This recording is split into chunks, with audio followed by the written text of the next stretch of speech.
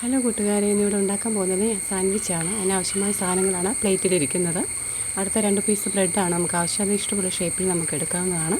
അടുത്ത 3 മുട്ട ആവശ്യത്തിന് നിങ്ങളുടെ ആവശ്യം പോലെ എടുക്കാം. നെയ്യ്, പിന്നെ നമ്മളിതെല്ലാം കൂടെ മിക്സ് ചെയ്യണം. മിക്സ് ചെയ്യുക, എല്ലാം കൂടെ മിക്സ് ചെയ്തിട്ട് അടുത്ത് നമുക്ക് അത് ഓരോന്നായിട്ട് ചുട്ടെടുക്കാം. നമുക്ക് ആവശ്യമുള്ള സാധനങ്ങൾ എടുത്തിട്ട് ഒരു തവ വെക്കുക. എന്നിട്ട് നെയ്യ് ഇച്ചിരി ഒഴിക്കുക. എന്നിട്ട് നമ്മൾ ആവശ്യമായിട്ടുള്ള അവനവൻ്റെ ആവശ്യമായിട്ടുള്ള നെയ്യ് ഒഴിക്കണം. ഒഴിച്ചിട്ട് നമുക്ക് അടുത്ത ബ്രെഡ് മൂപ്പിച്ചെടുക്കണം.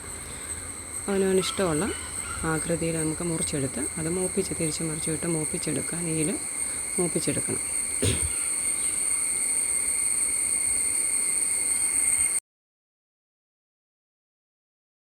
നമ്മുടെ ബ്രെഡൊക്കെ മൂത്ത് വന്നിട്ടുണ്ട്. അത് നമുക്ക് മിക്സ് ചെയ്ത മുട്ടയും മറ്റ് സാധനങ്ങളും കൂടെ നമുക്ക് തവയിലോട്ട് ഒഴിക്കാം.